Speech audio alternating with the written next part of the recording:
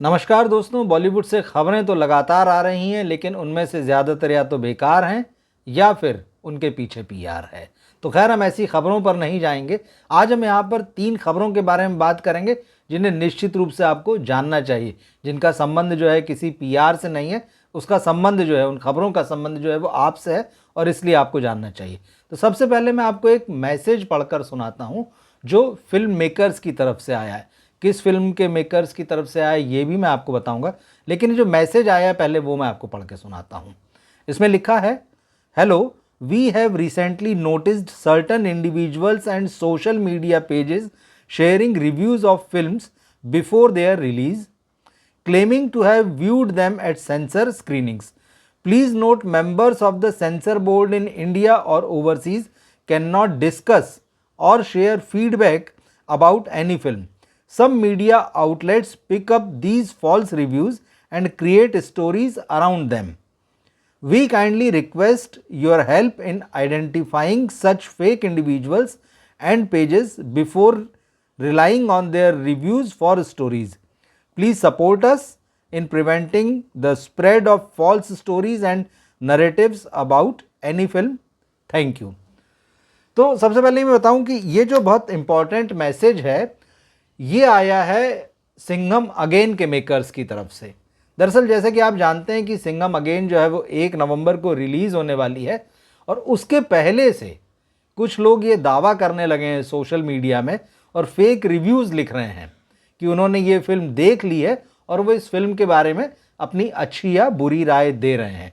तो सिंघम अगेन के मेकर्स ने ये मैसेज जो है मीडिया में भेजा है और मीडिया के लोगों से कहा है कि प्लीज़ हमारी मदद कीजिए, ऐसे जो फेक रिव्यूज़ जो फैलाते हैं या जो फेक स्टोरीज़ डालते हैं उनको आइडेंटिफाई करने में।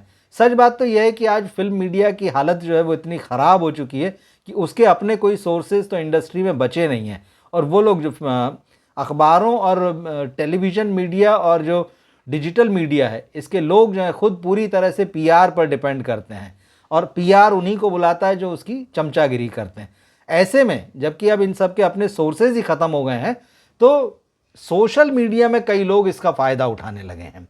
वो लोग क्या करते हैं कि फिल्म की रिलीज़ होने के पहले ही, जिससे कि उनको व्यू मिले वहाँ पर या लाइक्स मिलें या उनके पेजेस शेयर हों, तो वही करते हैं कि ये बताते हैं फर्स्ट रिव्यू। ये आपने आजकल बहुत देखा होगा, फर्स्ट रिव्यू।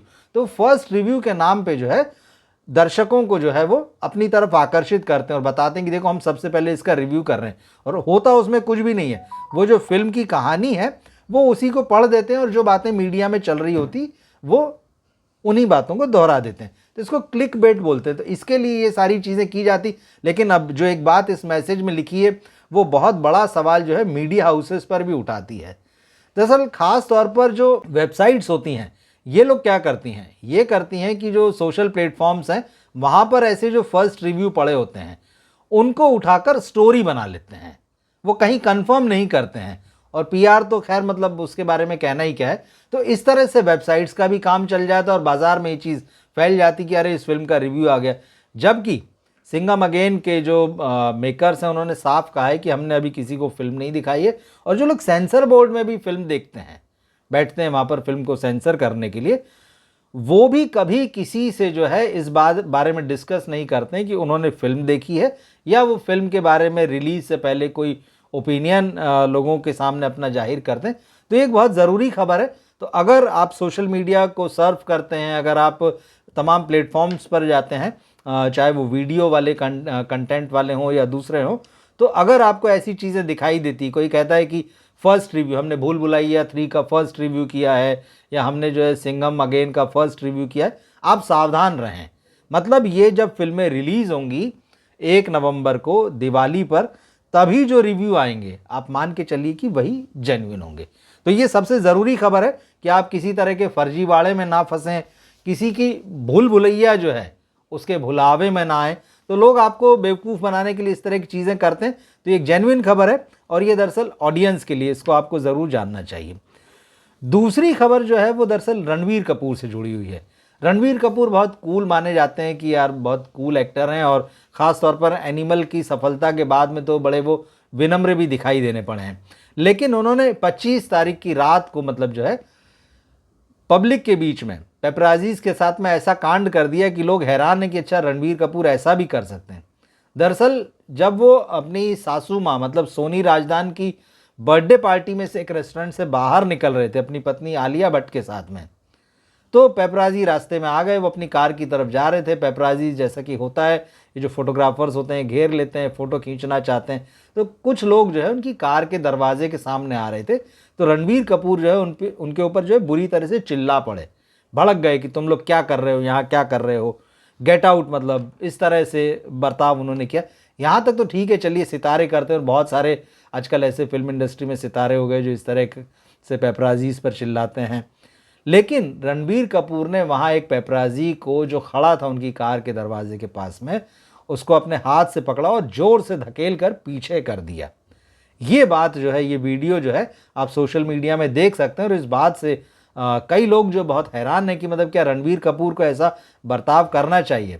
पेपराजी अपना काम करें, ठीक है, बिल्कुल होता है कई बार की लिमिट क्रॉस होती है, आप भी बोल देते हैं, लेकिन किसी को फिजिकली इस तरह से पकड़ कर जो है धकेलना, अब इस बात की जो सोशल मीडिया में बहुत आलोचना हो रही है। और कई लोग ये लिख रहे हैं मतलब कि अगर रणबीर कपूर की जगह, क्योंकि आज की तारीख में वो बहुत बड़े सितारे हो चुके हैं, तो कोई भी मीडिया में भी दरअसल लोग उनके बारे में, इन सब चीज़ों के बारे में लिखना नहीं चाहते हैं कि नाराज़ हो जाएंगे रणबीर या उनका, हालांकि पीआर तो वो बहुत कम करते हैं, लेकिन उनके आसपास के जो लोग हैं या जो उनकी पत्नी आलिया भट्ट हैं, उनकी जो टीम है वो नाराज़ ना हो जाए।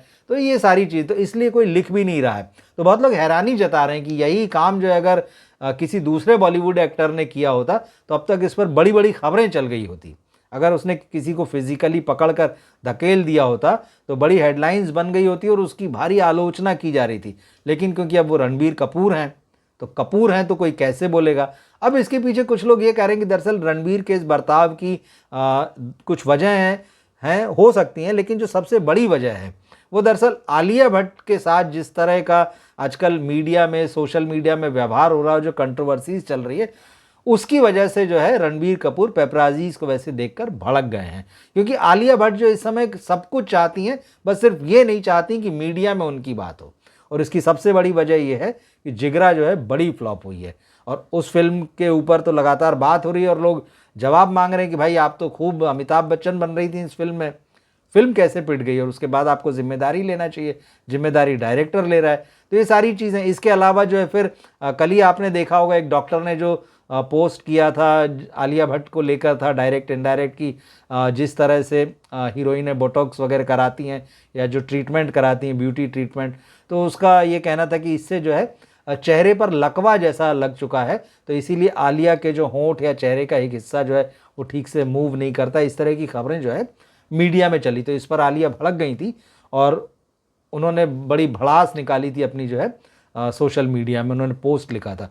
ये मामला है। एक और बात जिसने रणबीर कपूर के इस मामले में नाराज़ किया आलिया से जुड़ा हुआ, कि जब जिगरा रिलीज़ हुई थी तब भूषण कुमार की पत्नी, जो मतलब जो टी सीरीज़ के मालिक हैं और एनिमल फिल्म के प्रोड्यूसर हैं, उनकी पत्नी दिव्या खोसला कुमार ने सीधे सीधे सोशल मीडिया में लिख दिया था कि आलिया भट्ट अपनी इस फिल्म को ये दिखाने के लिए लोग इसको देखने जा रहे हैं, उन्होंने खुद इस फिल्म के टिकट खरीदे हैं जबकि सिनेमा हॉल तो खाली पड़ा हुआ है।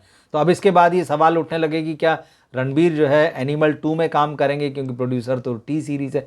तो इस तरह की चीज़, तो कहा जा रहा है कि इन सारी बातों से रणबीर जो है वो चिड़े हुए हैं। और आलिया भट्ट को भी अगर आप इस वीडियो में देखेंगे और इधर जो भी वीडियो उनके आए हैं, तो एकदम बिल्कुल वो ऐसी दिखाई देती हैं कि उनके चेहरे पर कोई एक्सप्रेशन नहीं है, स्टोन फेस है और बड़ी नाराज़गी सी है, कोई खुशी उनके चेहरे पर नहीं है। तो इस वीडियो को भी अगर आप देखेंगे तो वो चीज़ मिलेगी। तीसरी खबर आज की जो है वो अजय देवगन से जुड़ी है। उनकी फिल्म दिवाली पर तो आने ही वाली है, सिंघम अगेन, लेकिन एक खबर यह है कि उनकी लगभग 20 साल पुरानी एक फिल्म जो है अब थिएटर्स में आने जा रही है। दिवाली के 2 हफ्ते बाद में वो फिल्म रिलीज़ होगी और इस फिल्म का नाम होगा नाम। आपको याद होगा साल 2000 में एक फिल्म आई थी दीवानगी, जिसमें अजय देवगन के साथ अक्षय खन्ना और उर्मिला मातोंडकर थे और अनीस बज़मी ने इसे डायरेक्ट किया था। तो खबर यह है कि ये जो फिल्म है नाम, उस दीवानगी का सीक्वल है, जो कि उस समय शूट तो हुई थी, साल 2004 में शूट हुई थी, लेकिन उसके बाद किन्हीं वजहों से जो है वो डब्बे में बंद पड़ी रहेगी। परंतु अब आजकल जैसे सीक्वल का मौसम चल रहा है, पुरानी फिल्मों के सीक्वल बन रहे हैं, तो शायद ऐसा ही कुछ हुआ है और उस फिल्म के जो प्रोड्यूसर्स हैं उन्होंने इस डब्बा बंद फिल्म को जो है थिएटर्स में लाने का फैसला किया है। तो इस फिल्म की रिलीज़ डेट जो है 22 नवंबर बताई जा रही है। मतलब अजय देवगन की सिंघम आने के लगभग 20-21 दिनों के बाद में ये फिल्म रिलीज़ होगी। तो देखते हैं, अगर आपने दीवानगी देखी नहीं हो तो मैं कहूँगा कि आप देखिए, इंटरेस्टिंग थी, साइकोलॉजिकल थ्रिलर थी वो, और उस समय में इस फिल्म को बड़ी तारीफ़ मिली थी। अजय देवगन का बहुत अच्छा काम था, अक्षय खन्ना, उर्मिला मातोंडकर, ये देखने जैसी फिल्म है। और अगर ये उसका सीक्वल आ रहा है और अगर आप प्लान करते हैं कि इसको देखना चाहिए, तो निश्चित रूप से दीवानगी तो आपको ज़रूर देखना ही चाहिए। तो ये कुछ ज़रूरी खबरें थी, मैंने सोचा जिनको आपके साथ शेयर करना चाहिए। इन खबरों का पीआर से कोई लेना देना नहीं है और ना ही ये बेकार की खबरें हैं, ये जानने लायक खबरें हैं। क्या कहना है आपका इन खबरों के बारे में, तो आप कमेंट बॉक्स में ज़रूर लिखकर बताएं और हमारे साथ जुड़े रहें। हम मिलते हैं फिर अगले वीडियो में। नमस्कार।